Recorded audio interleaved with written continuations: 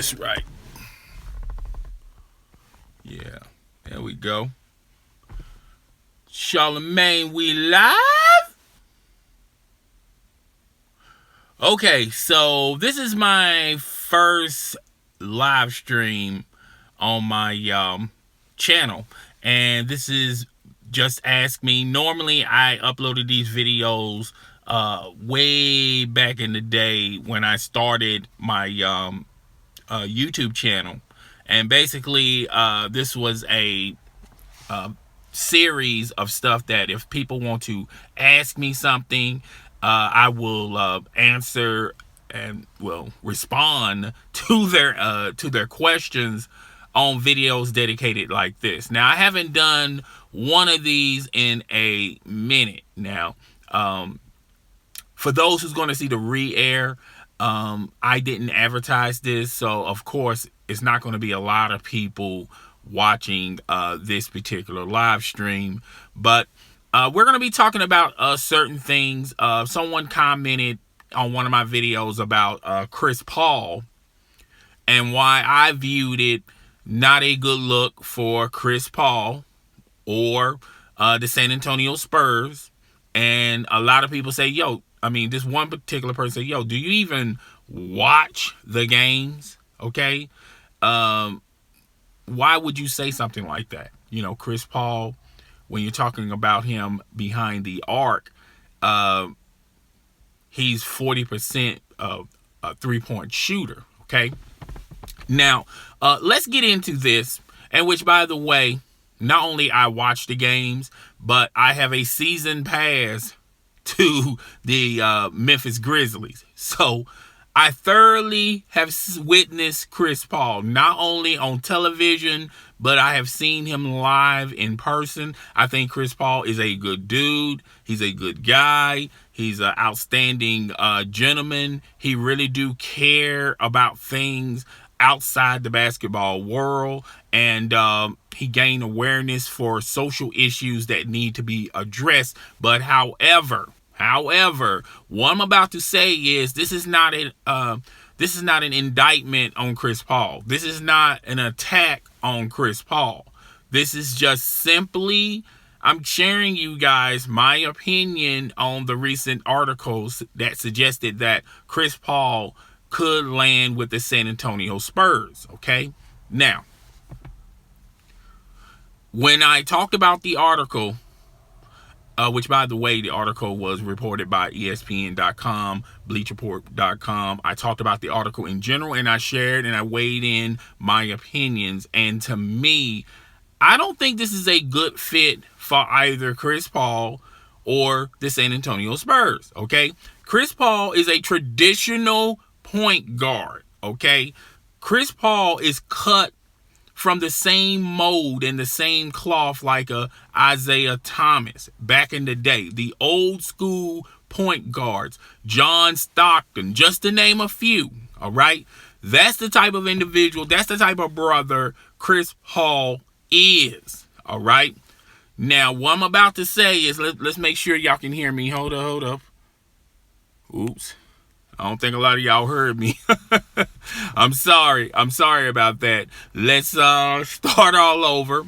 Yo, what's up, people? It's your boy. I'm Chris the Don One, and I am back with another video. And this video is entitled Just Ask Me. Okay.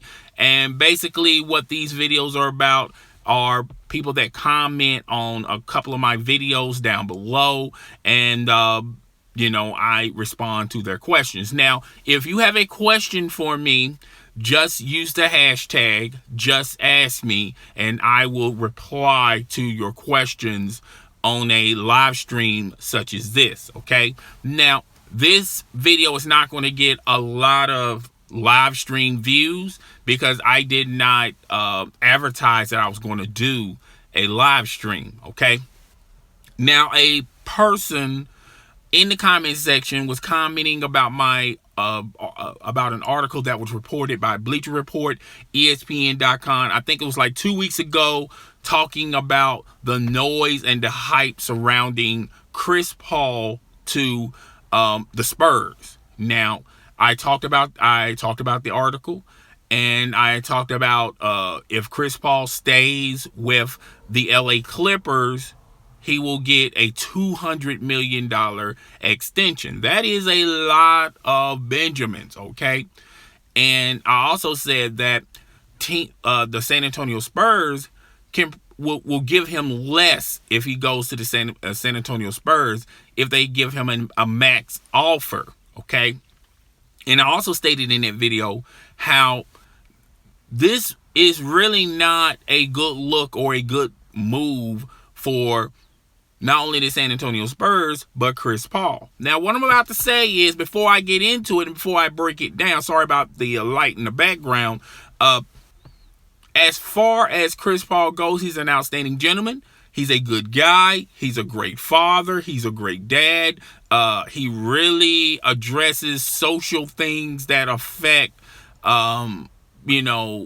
the landscape of social media, including African Americans. The guy, is a stand-up citizen, and he speaks on certain topics that other individuals, other athletes, other entrepreneurs, other entertainers won't even tread or walk on, okay? But however, what I'm about to say is not an indictment to Chris Paul's talent, okay? Now, Chris Paul is cut from the same mold, cut from the same cloth as other traditional point guards back in the day, like Isaiah Thomas, John Stockton, Steve Kerr, just to name a few, okay? And the traditional point guard back in the day was an individual that would not only push the rock up court, but set the players up in their offensive settings, okay? He pretty much move the flow. He's the tempo getter. He makes sure everyone is set, and he sets the plays. Okay, that's what Chris Paul is in a nutshell. He's a traditional point guard. Okay, his ball handling skills are top notch. His assist ratio is through the roof. Okay, when you talk about his offensive game, it's top notch. Okay, when you talk about his defensive game, he will challenge that particular point guard on the other side of the court. And it really doesn't matter if it's Steph Curry, even Russell Westbrook, just to name a few out there. He will take those assignments, okay? Now, however, when you look at this, Chris Paul will probably, if he stays with the Clippers, he will get $200 million. That's a lot of money. That's a lot of Benjamins. But however, if the Spurs want the services of Chris Paul, they're going to sign him to a contract, a max offer that's going to be $50 million less than what the San Antonio Spurs, the LA Clippers are offering. Okay. Once again, that's still a lot of money for either clubs. It really doesn't matter if he chooses the Clippers or the Spurs. They're going to ingratiate him with a huge payday, and he deserves this money, okay? Now, however, okay, someone in the comment section said, do you even watch the games? Do you even understand basketball? And to that I say this: not only I watch the games on a regular on TV, but I also go to and attend live games. Okay, I'm huge with the Memphis Grizzlies. I go to some of their games. I'm not a season. I said earlier I was a season ticket. I'm not that, okay, but I do go a lot of their games, okay, and I've seen Chris Paul not only live but also on television. All right. Now, the person commented below talking about his average as a 3-point shooter is 40%. Okay. But you gloss over the fact and you're missing the point what I'm saying about Chris Paul. Okay. Chris Paul, if you put him with the San Antonio Spurs, I don't think Chris Paul could run the same type of set and run the same type of style the San Antonio Spurs are trying to do. with themselves. Okay, the San Antonio Spurs see what they're playing against, and they're playing against the Golden State Warriors. Okay, now the San Antonio Spurs offense is we're going to push the ball up court. We're going to get everybody in position, and we're going to pass the ball around. Ball movement is a plus, and it's also a plus for Chris Paul. But however, they're going to pass it to the person that gets the open shot. Okay, now the question is not Chris Paul is not a good shooter. I didn't say that in that particular video, by the way. I didn't even say Chris Paul wasn't a good three-point shooter, okay? But chances are teams are going to center around Chris Paul. They're going to allow Chris Paul to take those mid-range jumpers. They're going to allow Chris Paul to take those deep jumpers, those three-point shots. They're going to allow Chris Paul to do that. They're going to try to eliminate Chris Paul where he's good at, which is pushing it to making the right play. He's a slasher. They're going to try to contest that a little bit. But as far as him taking those shots, a lot of teams, like it or not, love it or hate it, they're going to allow Chris Paul to do that. Okay, that's all I said. Okay, now someone in the comment section says he's 40% behind the 3-point line. That's not what I was implying with that particular video a couple of months back. Okay, that's not what I'm saying. I'm not saying Chris Paul is terrible behind the 3-point line. But when I commented back to you, you're using stats from Chris Paul as a LA Clipper. And if Chris Paul signs with the Spurs, those stats are going to be subject to change, okay? They may go up, they may go down. I think his 3-point game will go down if he takes more and more shots behind the line. When it comes to his mid-range game, I think that's a question mark, okay? To me, if I have to be a betting man, I think they're going to be below average if he takes more and more shots, okay? Now, as far as Chris Paul signed to the Spurs, they're still going to make it to the playoffs. They're still going to make it to the semifinals. But when they play up against the juggernaut, the Golden State Warriors, here's where you're going to have a problem. If you sign Chris Paul to a max contract, okay, there are other needs on that team that you need. You need more jumpers. You need a athletic big man. You need a lot of things to make that roster better. And if you waste all your resources, all your money on one individual player, you're still going to get the same results, okay? I think Chris Paul, Kawhi Leonard, I think that would be an interesting duo, okay? Excuse me. I forgot the gentleman's name who used to play for the Portland Trail Blazers. Aldridge. I think his name is Aldridge.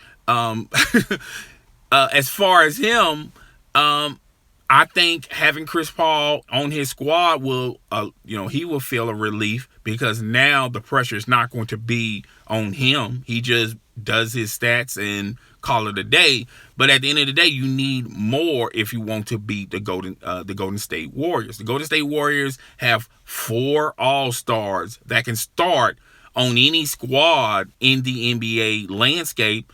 And on top of that, they have a decent, great bench. They can go 10, 11 deep, okay? I don't think the Spurs can do that, all right? Now, the Spurs traditionally, they build their team through the draft, okay? And they nurture the talent that they already have. But they also, a lot of people don't give the Spurs credit on this. They also sign the right free agent that fits their style. And that free agent can't really necessarily command max dollars. Paul Gasol, he could have signed somewhere else and made more money, but he chose the San Antonio Spurs. Okay, David Lee, I think 3 or 4 years ago, He could have asked for a max contract, but he took less for the San Antonio Spurs. Do you see the picture that I'm trying to present to you? That's why I said in another video, if the San Antonio Spurs are interested in another point guard, I think the right route for them to go with is Derrick Rose. Now, Derrick Rose is Derrick Rose is younger than Chris Paul, or they're close to the same age. It really doesn't matter. But I think, and I feel like you can get Derrick Rose on the cheap. Okay, when Derrick Rose becomes a free agent this summer, he's going to have a cold realization about what the market thinks about Derrick Rose. I don't think a lot of teams are attracted to him and his style of play. He's also injury prone,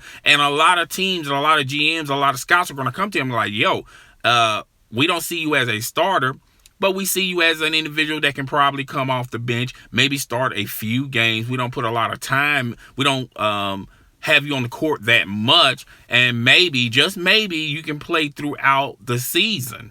Okay, and I think Derrick Rose is going to have an understanding. Now, I think out of all the teams that may be lukewarm with Derrick Rose is Minnesota, the Timberwolves. Okay, and they was lukewarm, interested in Derrick Rose, and there was a rumor out there that suggested they was going to trade Ricky Rubio for Derrick Rose, but that deal ultimately fall apart. Okay, now why would a deal like that ultimately fall apart? Okay, both teams are getting what they want. Ricky Rubio is, they're getting Ricky Rubio off the books.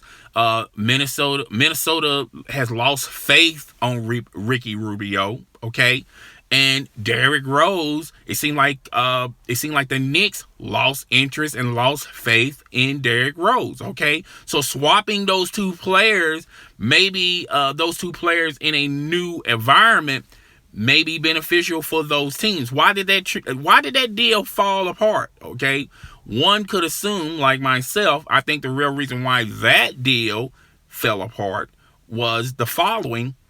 I really don't think the Minnesota Timberwolves really wanted Derrick Rose that seriously, okay?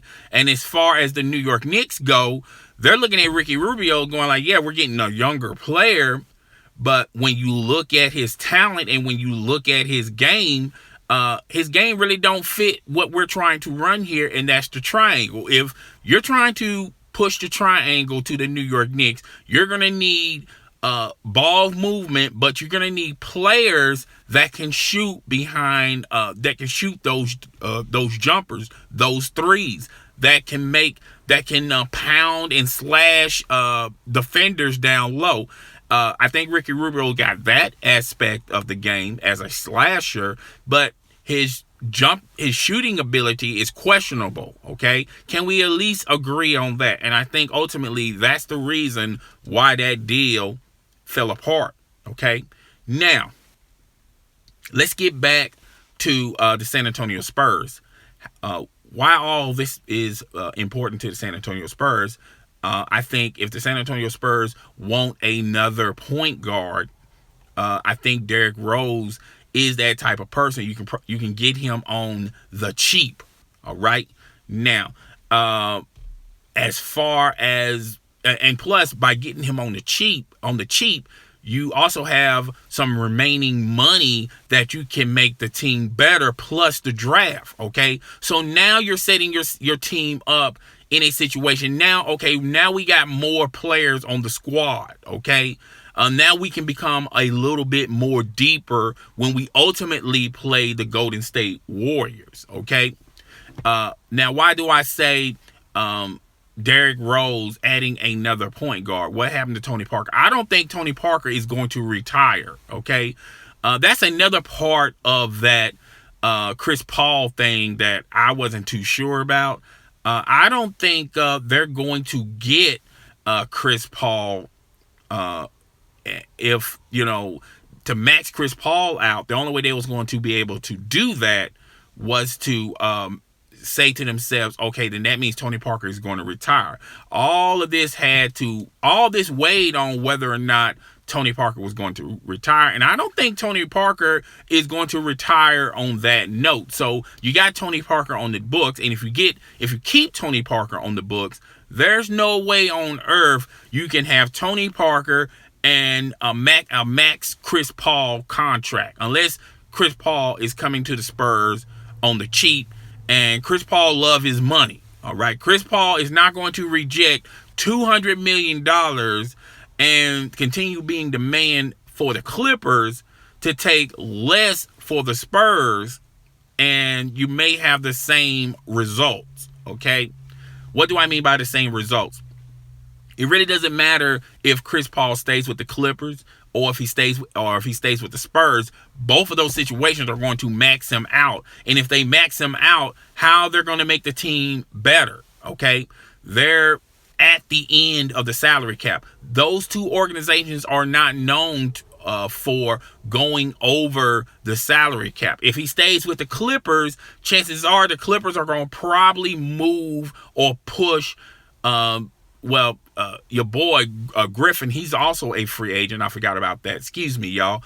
The Clippers are hoping that he doesn't want to re-sign back to those guys. And they're going to try to suggest to him that I don't think this is a better fit for you. They're going to try to lowball him. They're not going to try to give him a max contract. They're going to say to Blake Griffin, like, I feel like you should go someplace else. Now, they probably will sign him to a max contract, knowing in the back of their minds, including Griffin, that he's going to be later traded to another team. Okay, that's why I feel like ultimately all of this is nothing but white noise, because Chris Paul isn't going nowhere. He knows that they're going to have enough money when they sign him to that $200 million extension. They're still going to have enough money to sign other players to fit that roster. Okay, so that's why I said that